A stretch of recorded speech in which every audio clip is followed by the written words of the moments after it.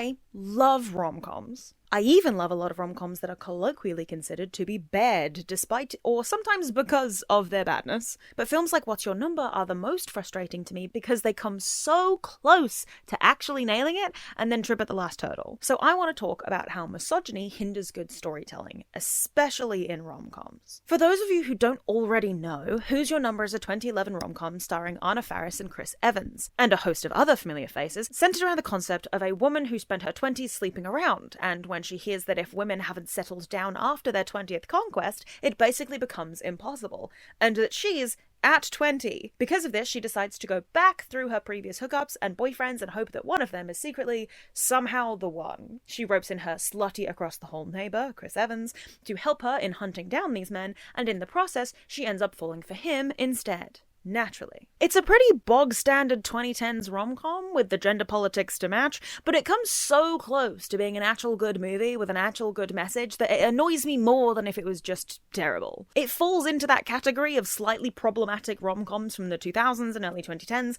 that still have enough personality and charm that despite their shortcomings, I have a soft spot for them. A category that basically no longer exists anymore, because nothing has enough personality to carry itself in the age of homogenized streamers, so if it's bad, it's usually also boring, too. Thanks, Netflix. Movies like Shallow Hal and The Ugly Truth, the latter of which will come up later, put a pin in it, which are clearly trying to say something whilst also trying to be silly fantasies, and end up accidentally saying the opposite of what they're trying to say, don't really exist anymore. At least not in a way that makes any kind of dent in pop culture. I won't talk about Shallow Hal because I have soured on it since I watched it, and Little Shop of Ali did a fantastic video on it, so you should just go watch that, and all of her other videos. She's great. It's a similar criticism to people pointing out that The Last of Us 2 is about grappling with the horrors of murdering people and revenge, and remembering that every individual has a life and a personality and a soul. And then during gameplay, it's just a point-and-shoot game where you have to kill people to complete the levels. It's not Undertale. It doesn't give the option to choose the pacifist route, so it feels hypocritical when you take a step back because the message and the medium are incongruent with each other. So let's break it down. The first problem with this movie is that, unfortunately, I really like it. It's not as funny as I want it to be. Lazy jokes, mid-2010s humor, relies a bit too much on cameos themselves doing the heavy lifting rather than trying to actually use the cameo to leverage jokes. But it's got some great punchlines in amongst it all. The relationships between all of the characters are fairly grounded in reality, bar the usual rom-com cringe fest antics. And on top of all of that, it's charming. The leads have chemistry. I actually like the whole cast for the most part. Anna Faris is a talented comedic actress who does have the emotional chops to carry a movie when she's given the space to do so. And Ali is pretty compelling as a character, somebody who wants better for herself but has been conditioned by society to accept less, and also has a bad habit of putting her foot directly in her mouth. Chris Evans has never not nailed a role, and he's kind of perfect for this one. As somebody who loved his Johnny Storm, Colin is a less misogynistic version of that character with some real depth and heart, so this was always going to work for me. The ex-boyfriends are all portrayed by a variety of talented comedic actors of the 2010s, including Anna's then-husband, Chris Pratt, Joel McHale, Andy Samberg, Martin Freeman, Aziz Ansari, and Thomas Lennon. It also includes some great serious actors like Anthony Mackie, Zachary Quinto, Oliver Jackson Cohen, Dave Annabelle, and Mike Vogel. Ali's group of friends is also pretty great, and very believable, even if they do kind of tick archetype boxes. And her sister, played by Ari Grainer, is funny, and they have a believably complicated relationship where they clearly love each other, but are also resentful and judgy despite that. Even though Daisy absolutely is the main villain of this movie. They also shot the film on real locations and had phenomenal set decoration. Remember when our biggest film complaints used to be that people's apartments didn't reflect their wealth bracket? And now the biggest complaint is that they've CGI constructed the apartment from a green screen set, or rented an Airbnb that they have taken no care to personalize? Sure, Ali's apartment is way too expensive to be realistic, especially when she spends the entire movie jobless. But who cares? It's a real place with depth and character, and I believe she lives there. So let's talk about the actual plot. Ali is kind of a screw-up. She gets dumped and loses her job on the same day, and then embarrasses herself at her sister's engagement party. And then she reads an article that says that the average woman has only slept with 10 people, and it makes her very self-conscious. 10.5? Holy shit! Yeah, that seems very high. Hi! No, that's low! 10.5 is low. She ends up playing a game with her sister and her friends while they're seemingly on Daisy's bachelorette, although weirdly it's like the one time that the costume department doesn't make that clear, where they all put the number of people they've slept with in a bowl and then pull the number out and guess who it is. And everybody else's number is decidedly below her own. This scene makes sense both in the logic of the world and in reality. Women are taught to be ashamed of sleeping around, and they do grill each other about their sex lives like this. This particular exchange of dialogue is clunky, but that's very much a pedantic issue on my part as somebody with a screenwriting degree. Apparently in America, 96% of women who have been with 20 or more lovers can't find a husband. It actually says 20. You're telling me she's been carrying that article around in her purse and she hasn't read it? Why wasn't she the one that pulled out that statistic? Or just make one of the other women ask the, it actually says 20? question. Also, the weirdness of one of them knowing the study it came from and name-dropping it cannot be overstated. Actually, that study was conducted by Dr. Helen Figg, a postdoctoral fellow at Harvard University. Girl, I read studies for fun, and I'm not doing that at a bachelorette. The structure of this moment was just so weird and clunky. Anyway, she ends up getting drunk that night and sleeping with her former boss, Joel McHale, who absolutely sucks, and decides she's swearing off sex until she finds the one. While trying to think of a way to kick him out, Colin, her slutty across the hall neighbor, lets himself in under the guise of locking himself out of his apartment, when actually he's just waiting for his one-night stand to leave. As an aside, remember when cinematography in bog-standard movies was like the norm? This shot was probably considered boring back then, and I'm now delighted to see it because most movies now are shot so uninterestingly. Just shot, reverse shot, reverse shot. Again, thank you, Netflix. At a cake tasting with her sister, she runs into her shitty ex-boyfriend, played by Chris Pratt. Prophetic. And who has turned his life around and has a beautiful fiancé now. And she becomes determined to find somebody out of her exes who might have had a similar glow-up. Animal by Neon Trees plays over her investigation montage because we used to be a real society. Holy shit. Having had no luck on her own, she remembers that Colin has some investigative skills and asks him for help tracking the guys down, but he refuses. She then barges into his apartment pretending to have a family emergency so that he can leave until the girl is gone. As she puts it, You help me track down my exes, I'll help you escape yours. This place really goes on and on, doesn't it? And you can use my apartment to hide in. she employs Colin to help her go through her backlog of boyfriends to find the one that she's meant to be with, because she's terrified that it'll be impossible if she sleeps with more people. Never mind that I knew people at uni who slept with more than 20 people in first year, all of whom I would high five for the effort as long as they're being safe. But I get it, it was 2011, times are different, and we are in danger of sliding back there, so it's not like attitudes like that aren't still relevant. He agrees, they already have a fun banter going on, I'm invested. So I don't get it. Why go through all this trouble? Why not just find a new guy? No new guys. New's always better than old. Of course you'd say that. I bet the longest relationship you've ever had is with that sandwich.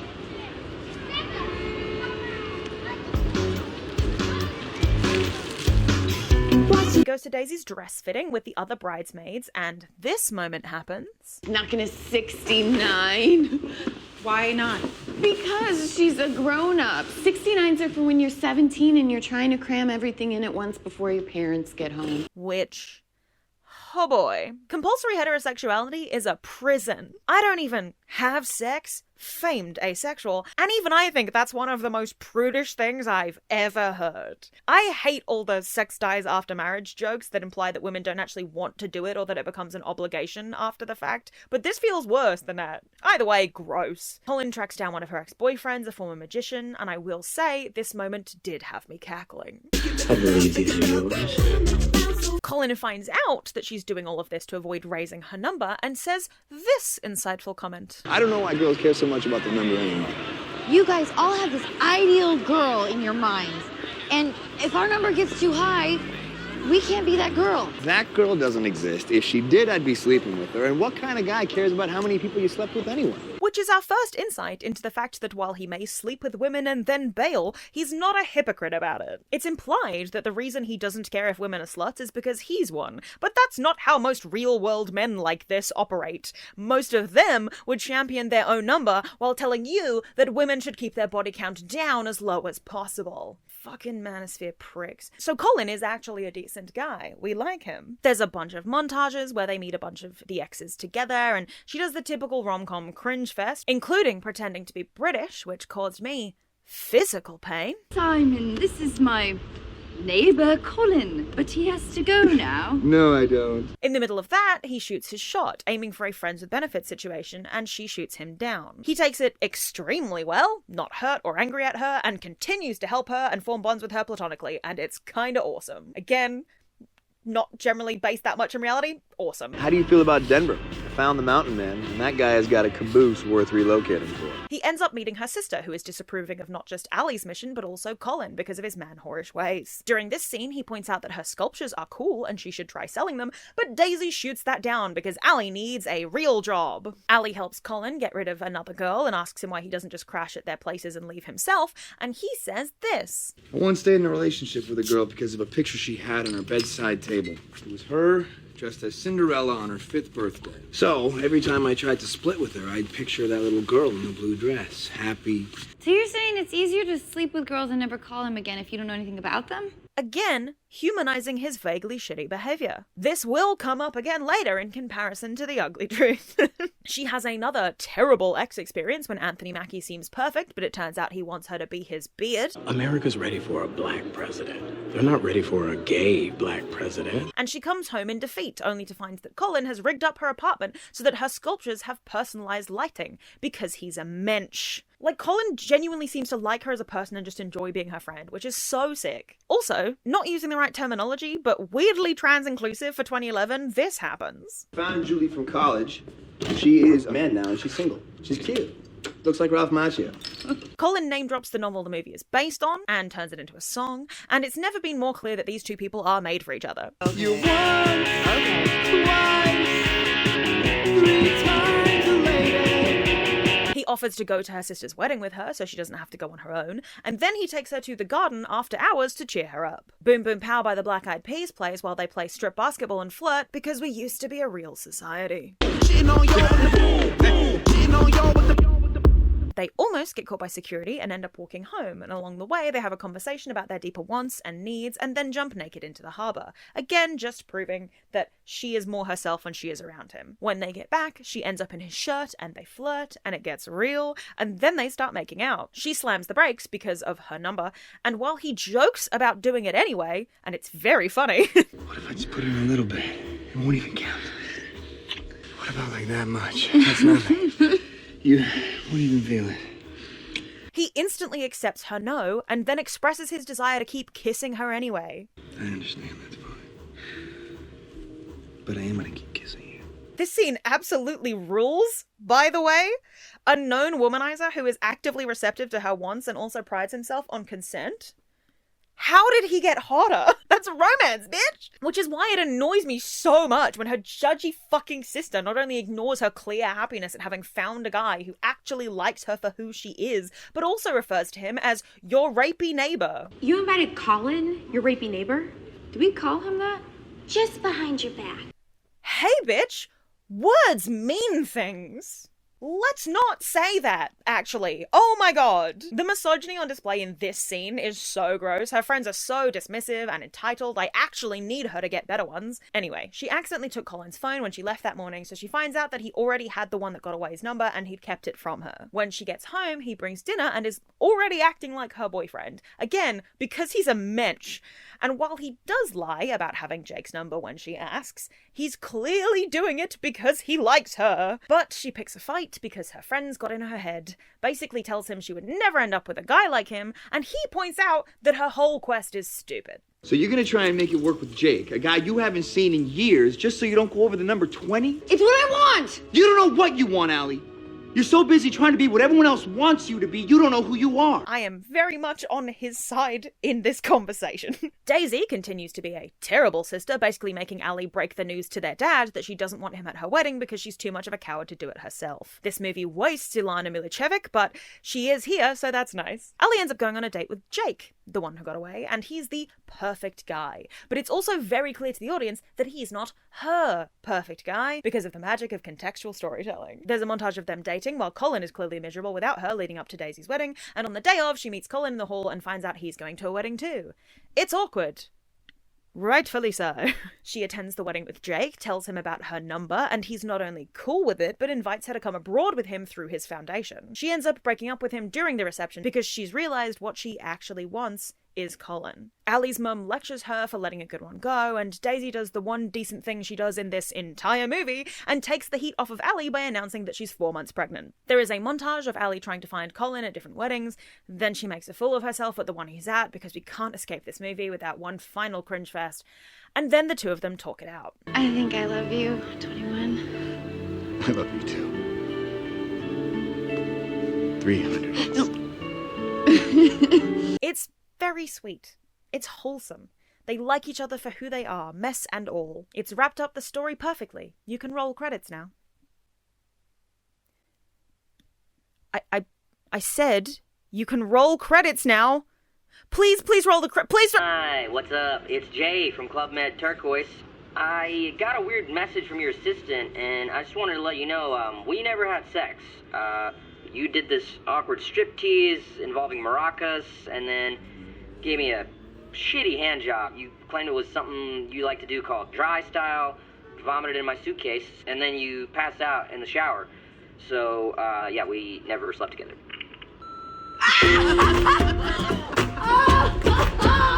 You're number 20. I'm still at 20. I can't believe Take it back, take it in. Love has no expiration date. Shit. This is easily the most infuriating scene in this entire movie. Sure, funny joke. Allie did a cringe thing again. We're all very entertained. But more importantly, this undermines the entire thesis of the movie. The point was that she learned her number didn't matter, and that if she found somebody who actually loved her for who she was, rather than molding herself to fit with the right guy, she would find happiness. The right guy, the perfect guy, didn't even judge her for her number, and she still didn't fit with him. And then right at the very last second, the movie yanks the rug and goes, psych! And not the fun Sean Spencer kind. Don't say a word.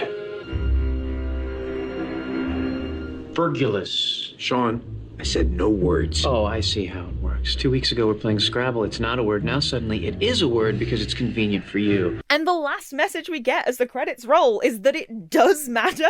The implication being that we can't possibly let our main character actually sleep with more than 20 people and still find happiness. That it only worked out because he was actually number 20. Shut up, shut up, shut up, shut up. Truly, if this movie just ended at the previous scene, I would not be as disappointed as I am. And when I rewatch this movie, I always stop it there. They couldn't have just added a nice epilogue where he's working in a wedding band and she's back at a marketing job and selling her sculptures on the side, where she introduces Colin to her family and they actually give him a chance and find out he's great. There weren't more pressing issues to solve than her fucking body count? What a frustrating, misogynistic cop-out. What's Your Number is about a modern woman grappling with the shaming that women still receive for sleeping around, while her male love interest gets next to no flack for doing the exact same thing. At least not in the systemic sense. Her friends are extremely judgy. And that does feel intentional. They even comment on it themselves. The misogyny in this movie feels purposeful and accurate to real life, which makes sense because Tuan wrote it and the screenplay is based off of a book that a different woman wrote. But it's also frustrating, especially when the movie could have interrogated that further, or even just not ended that way, and it would have turned out far more progressive on the whole.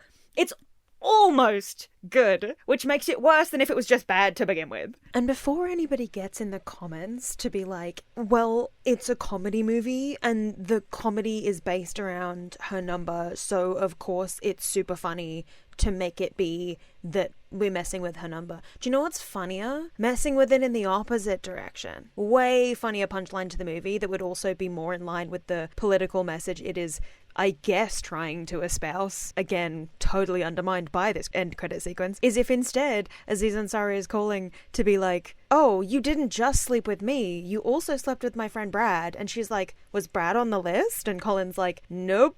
You did not give me Brad. And then it turns out that she's been above her number the whole time. That's actually way funnier and recontextualizes the movie in a much funnier way. And then maintains a less misogynistic point about the fact that her number doesn't fucking matter. But no.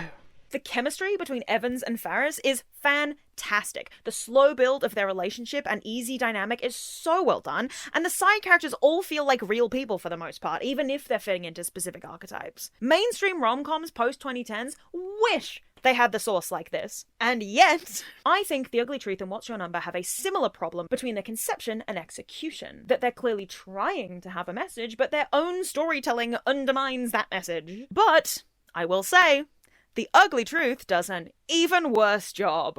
You've got... No, that's the stupidest thing I've ever seen in my life. That's so stupid. Right off the bat, this movie is much worse than What's Your Number, despite how much teenage Tallis liked it. She was clearly starved for better romance, which... yeah, she hadn't discovered Asian dramas or QLs yet, so... This movie frustrates me, because I like the end result it comes to, but that end result is massively hampered by how genuinely icky I find the gender essentialism that plagues the rest of the film. It is essentially the inverse to What's Your Number. With that film, I loved it until the end trips over its own dick, and with this film, it nails the ending, but spends most of the runtime before that trying as hard as possible to make me hate it, just stepping on its own dick the entire time. Neurotic, uptight, and very good at her job, Abby, Katherine Heigl, is a producer for a morning show. Mike, played by Gerard Butler, on the other hand, runs a late-night call-in show based entirely around gender essentialism and sexism. It's called a Stairmaster. Get on it and get skinny. And no one falls in love with your personality at first sight. We fall in love with your tits and your ass. And we stick around because of what you're willing to do with them. Unfortunately, in an effort to boost ratings, Mike is hired for said morning show to do a relationship segment, and they are forced to work together, despite their opposing worldviews and clear dislike for each other. Abby meets an attractive doctor who lives in her apartment complex and sets out to date him, and Mike ends up giving her advice that works, becoming essentially her relationship coach to lock this guy down. Along the way, the two of them end up developing feelings for each other instead. Yada yada, happy ending, yada yada. There are a lot of classic rom-com tropes here. Cringy female lead embarrassing herself numerous times, a best friend / assistant who is the constant cheerleader for her, and the makeover montage. Except this time, instead of girls hanging out and having fun, it's a guy criticizing the way she styles herself and encouraging her to dress for men instead. I wish I was joking, but it's pretty explicitly just that. Rule number 3, men are very visual. We have to change your look. All about comfort and efficiency. What's wrong with comfort and efficiency? Well, nothing, except no one wants to fuck it. Jeans are all about the curvature of the ass. You've got the raw materials. Now all you need is the proper presentation. 4, never talk about your problems, because men don't really listen or care. When we ask you how you're doing, it's just guy code for let me stick my dick in your ass. Oh. And before I leave this scene, I need to talk about the bra conversation, because I've never been more certain that a woman was not consulted on set for a scene in my life. Women did write this movie, somehow, but there's no way they were there on set for this scene, because no woman who understands how bras work is going to let this pass. Some bras will make my friend's breasts sit up and say, hello. I think that's what they want. Now that is a bra.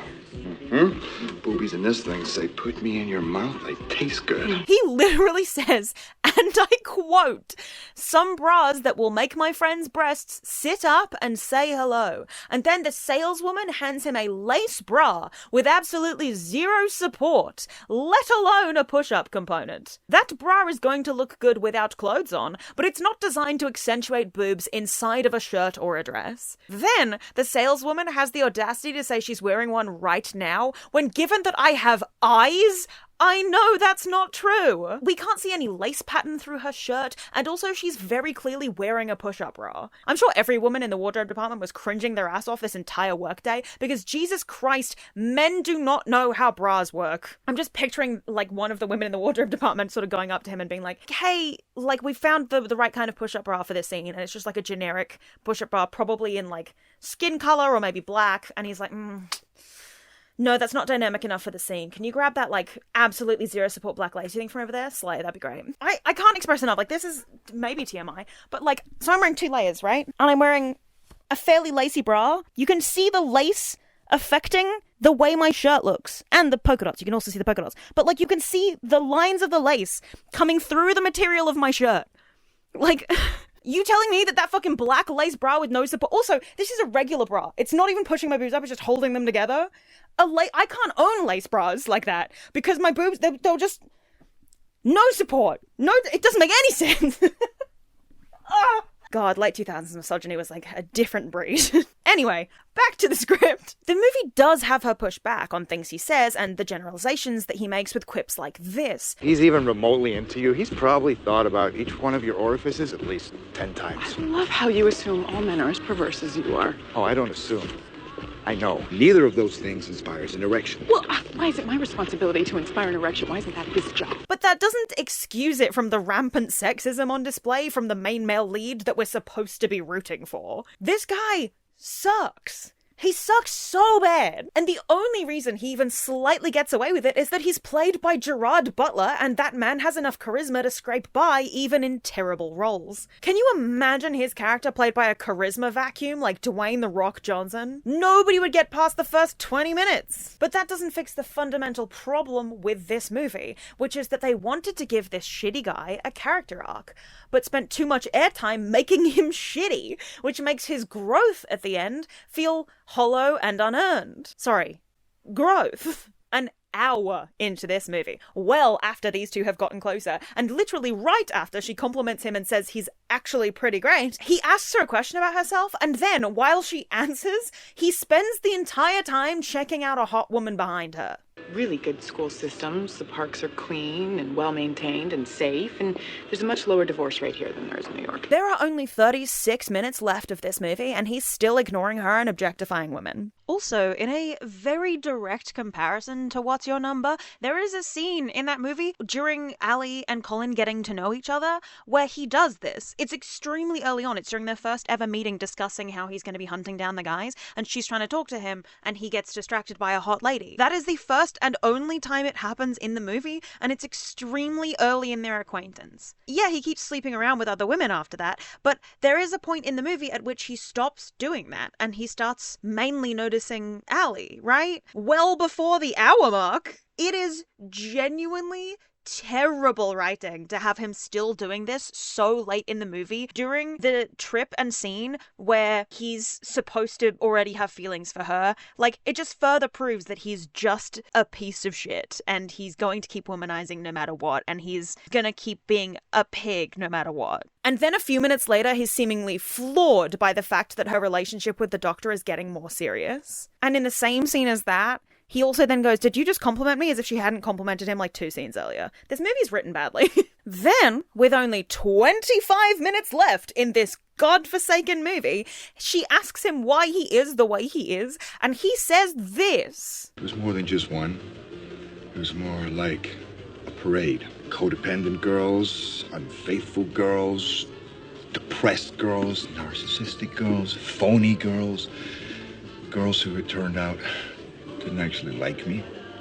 You can only have so many lousy relationships before you figure out there's no such thing as a good one. This is less believable than if he just had one shitty, terrible ex-girlfriend who totally altered his worldview. The way he says this is the way every incel or proto-incel talks about women. There weren't any mutual failings or toxicity, just a string of evil women that made him the way he is. Naturally. He has a sister, by the way. And even if he was like, oh, my sister's partner left her and her son, that would at least make the worldview less sexist and more about relationships. But no, he's literally just an incel in nice clothes. Andrew Tate, what are you doing here? You can only have so many lousy relationships before you figure out there's no such thing as a good one is something only said by either somebody who has terrible luck or genuinely picks their partners badly, or by somebody who is the problem in those relationships. If everybody you meet is an asshole, you might actually be the asshole. And speaking of his sister, they really only bring her in there to give him a nephew that he gets on with to humanize him somewhat. It's gross. Anyway, they kiss, and then when they go their separate ways, it turns out that her boyfriend came to surprise her. And when Mike shows back up to continue where they left off, he is somehow offended at this turn of events, as if he didn't know that she had a boyfriend that he fucking set her up with, or that she literally left her romantic weekend away to be at this event with him. So they have a fight, and he leaves, and she goes back to her boyfriend and asks him why he likes her. And when he says it's because she's not high maintenance like every other woman he knows, hashtag not like other girls, she says this. Love that you're not like that. But I am. I am just like that. I was editing that speech the entire time you were giving it. And the time you fed me caviar, I was in physical pain. I hate being fed like a toddler. That's how much of a control freak I am. But I couldn't show you any of that because who would love someone like that? No one. Compulsory heterosexuality is a prison, folks. There are women out there who aren't type A, and there are men out there who are. Her pretending to be somebody else to impress this guy was pointless because, as she realizes, he's not interested in her. He's interested in the carefully curated facade she's been constructing around him. This is a good message. It has been done better in pretty much every other movie that tackles this topic, but at least it is here. Mike quits the show because he's a selfish prick, and Abby hires somebody else for the segment. But on his first day at a hot air balloon festival, he says some dumb shit and she ends up taking over for him instead, complaining about Mike, who is also there, and decides to interrupt their broadcast to argue with her. Because contracts mean nothing in this world. He can quit his job on a dime with no pushback, literally day of, just no leaving period whatsoever, and then he can walk off his new job to pick a fight with his previous network without consequences either. They start arguing about men and women as stand-ins for their personal problems with each other on live television, because let's be real, both of these people suck. They say they want true love, but all they want is a checklist. Is he perfect? Is he handsome? Is he a doctor? They're not sleeping with you. They're sleeping with a carefully calculated set of venal choices. The irony of him saying that women are only sleeping with a checklist when he spent this entire movie ticking things off his checklist for her to change to make men interested in her is seemingly lost on these characters and this movie. He has not earned this. There was no arc in this film. They want to trick us into thinking there was, but it was all smoke and mirrors. This man is still a misogynistic prick.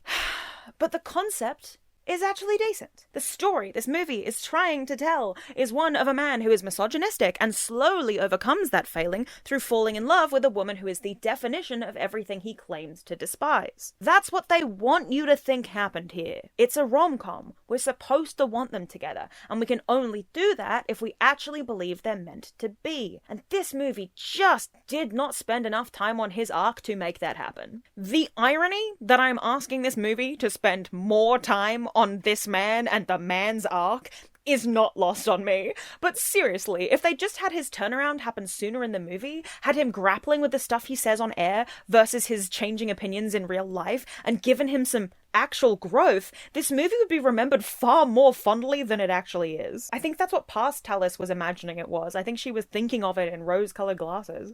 The final scene is mostly a good one, with him talking about how he loves her despite her perceived flaws, and Katherine Heigl and Gerard Butler sure do know how to sell angry chemistry, but it's so let down by the rest of the movie that it hardly bears talking about. This movie also has a silly epilogue which calls back to a previous in-joke, and it's perfectly serviceable. You're just faking it.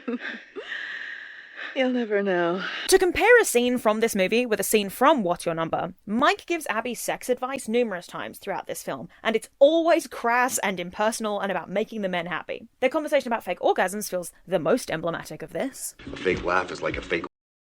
Fake is good? No, but a fake is better than no at all. Fake orgasm is no orgasm. Only to you. So you're not the only person in the room, you know. Let's not be selfish. In What's Your Number, Colin and Ali have a similar conversation about Ali's sex skills, but Colin approaches it much more pragmatically, and clearly with her in mind just as much as any man she might use them on. So I'm covering up the fact that I'm marriage material with amazing sex? Yeah. How's your blowjob? What? Relax. This is business. I'm trying to help you. Well, if you must know, it's pretty good. It's a hand job I haven't quite figured out yet. Well, I guarantee he has, so skip it. It is night and day. I believe one of these couples will survive once the credits roll, and I'll give you a hint. It is not the one that stars Gerard Butler's tenuous American accent. Do you see how much worse this movie is than What's Your Number? And that's entirely down to the latent misogyny. I'm tired of this, Grandpa! That's too damn bad! My breasts are sitting up and saying hello. Honestly, I just want an excuse to wear this top again. I haven't worn it in like 3 years and I love it. It always amazes me just how many rom-coms are misogynistic. They're born out of a culture that is inherently misogynistic, and a lot of them are created and funded by production companies that think less of women and will therefore put less effort into anything marketed towards them. It makes total sense. I shouldn't be surprised. But I am, because seriously, how does this still happen? Because don't think it stopped in the 2010s. We just dress it up differently now. Now women are girl bosses who are undermined by the narrative instead of girl failures or neurotic messes. Some of them still are those things, I suppose, but it's always dressed up in hypercompetence as if that will obscure the reality. Look at Anyone But You, Picture This, Materialists, and most Netflix rom-coms in existence. Strong, independent women who don't need no man, except of course they do, and not even in an interesting way. Look at any female protagonist or superhero movie. They're not allowed to have love interests because they're strong, and strong means no time for frivolous things like love. That's also misogyny, by the way, and also just wrong. Love is vital, regardless of whether it's romantic or familial or platonic. But these movies don't say that either. They just make out like a strong woman won't give herself time for pesky emotions like that. Boring.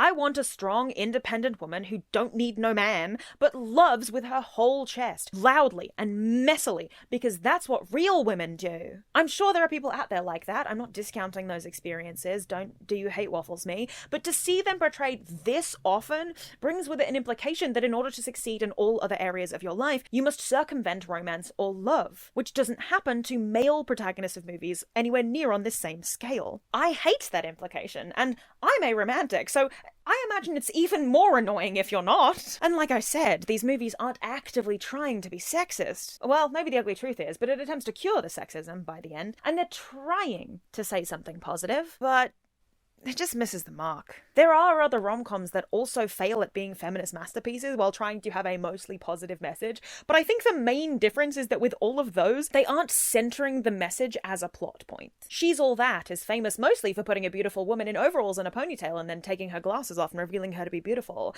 something which was parodied in Not Another Teen Movie years later, but it is actually a decent film with enough heart to take that cheesiness in stride. John Tucker Must Die has some questionable themes, but it's also very explicitly about teenagers who can and do make overdramatic decisions in response to slights, so it's easier to forgive. Adam Sandler rom-coms are mostly bad, but they're reliable in their neutrality, and The Wedding Singer is actually a good movie with a decent thesis. It explains why she's seemingly one of those passive women, you know? There are even actively bad rom-coms that I genuinely adore, even knowing they're bad, and The Ugly Truth used to be one of them. But with the rise of the manosphere, it's hard to stomach even skimming through it anymore. It feels a little too close to reality, a little too gross. The message, stop pretending to be other people and just be yourself and you'll find the right person, and the right person won't care how many people you've slept with, is a good one. The message, gender essentialism isn't a 100% accurate benchmark for life and you should introspect and get to know people on a personal level,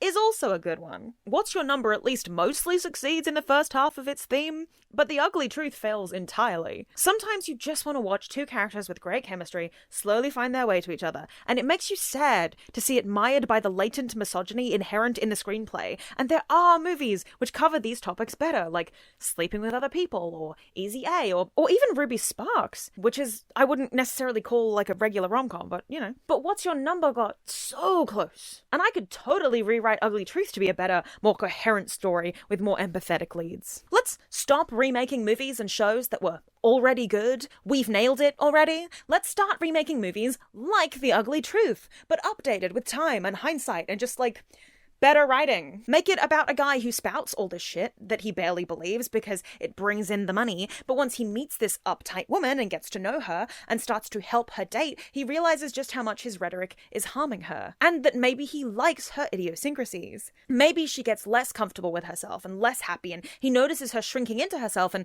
when he asks why, she points out that nobody will want her as she is. And not only is this a come to Jesus moment where he realizes that he does want her as she is, but that he's causing actual harm by perpetuating the idea that women should lie and make themselves smaller just to please men. Maybe she breaks up with her boyfriend around this point because she's not happy and she much prefers spending her evenings discussing the show or shooting the shit with him, which is when she realizes she's in love with him too. She doesn't tell him, in fact, she doesn't even tell him she's already broken up with her boyfriend because she doesn't know he's in love with her and she doesn't want him to view her as a conquest. And she's happy staying friends, especially now that he's begun to mellow out. Have him turn the show around, gradually at first, but eventually have him give a big speech on air about how much women deserve respect, and he regrets putting all that negativity into the world. And when she confronts him about flip-flopping on his ideals and assumes he's lying for controversy, he admits he's in love with her. He doesn't try to make her leave her boyfriend or get annoyed at the concept of her having one. Mike. He does what Colin does and respects her boundaries and bows out gracefully. Maybe then he decides to start looking for another job or announces that he'd already sold his contract and that her boss knew and they just hadn't told her yet. And it's only after that that she realizes she loves him too. But she makes him suffer for a bit first because he deserves it. Then they confess their love and live happily ever after with their new show deconstructing manosphere bullshit from the inside. Or something. I haven't given it any thought at all, can you tell? If you're looking for a screenwriter for your Hollywood movies, I am fucking available. Sometimes you get love, sometimes you get a deuce. At the end of the day, that's tennis. Anyway, let's stop letting movies and books get away with lazy, misogynistic storytelling because they're just chick flicks or chick lit. Newsflash! Just because something is for women doesn't make it inherently less value or worthy of decent writing. The chick flickiest chick flick should still be treated with respect. And you may quote me on that. Do you agree with my takes? Do you love these movies? Do you despise these movies? Do you have your own critiques? Feel free to get in the comments. I would love to hear all your thoughts. Are there better movies that had these same plots? Do you also wish a lot of big name actors would come back and start doing rom-coms again because we've been devaluing the genre and I think we deserve more rom-coms with proper leading actors? And don't forget to like and even possibly subscribe if you're feeling saucy. I'm off to go and watch 10 Things I Hate About You for the 100th time and then maybe a romance K-drama or a BL to top it all off because rom-coms are fucking awesome, actually. And yo.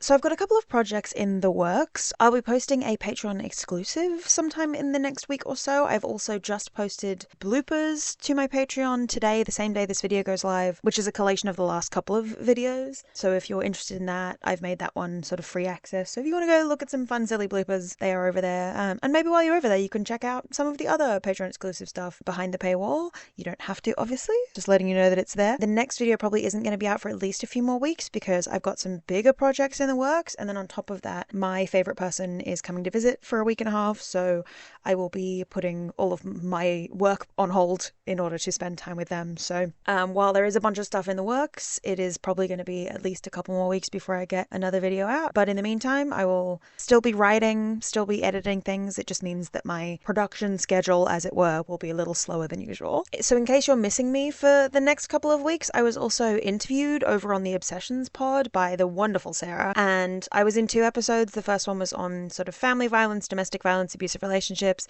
and then the second one was on the history of queer violence, and Jessie Gender was also interviewed for that pod, and I highly recommend listening to it because obviously she's incredible and it's just so worth listening to and engaging with these topics. So if you think you're going to miss me for the next couple of weeks, I highly recommend going over and listening to those episodes and then also the rest of the episodes of the Obsessions pod because it's fantastic. It's a really, really worthwhile endeavor from somebody who is, I think, trying to do her absolute best to exist through the circumstances that we're all struggling with right now. So please go support another fellow small creator if you at all can, because I think it's really worth it. Thank you all for hanging in there with me. I hope that you enjoyed this one. Let me know if you like more sort of media analysis like this. Obviously, like heavier video essays get a little bit wearing after a while, so this is still a really intellectual version of discussing rom-coms and things that I like. I don't think I'll ever be able to make a video where I talk about something I like without discussing the political ramifications, but I hope that you enjoyed it. Hope you're all keeping well out there. Big thank you to Ian Musa and Candy99, who have been consistently my biggest supporters since basically day one on this channel. Enormous thank yous to my rooftop dwellers, Cast, Dana Brand, Nick Hook, BPs, Ace of Lights, Cal Kale, Best Stressed, Sunshine Shay, Deborah Laban, Sarah Parker Schemmelt, Ghost Porcupine, Callum MacLeod of Clan MacLeod, Whoop Whoops, Lilac Rose, CS, Rihanna, Carolina, Chris K, E. Teddy, Renelia Delgrange, Jellywa, Suniyama, Tiny Wooden Tree, Tan, Kagard, Rem Sleep, Kirstan, Ellie Walker, Stara Heron, and Easter. And of course, we cannot forget my wonderful, fantastic, amazing introverts and enthusiasts who are also scrolling past the screen. These people are icons, they're amazing, I love them to pieces.